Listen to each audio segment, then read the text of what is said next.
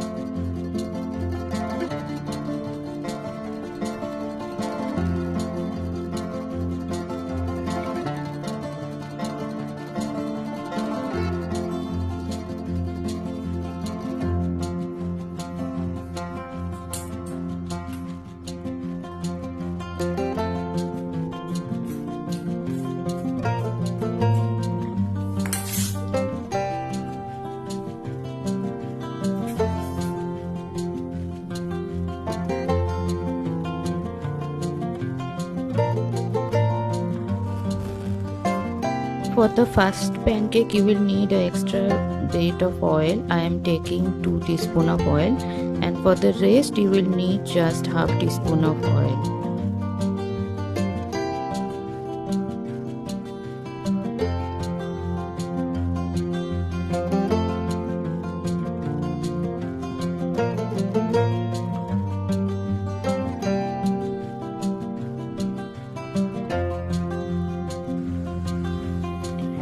If you love watching my cooking recipes, travel and shopping videos, art and craft videos, please subscribe to my channel and share with your friends and family.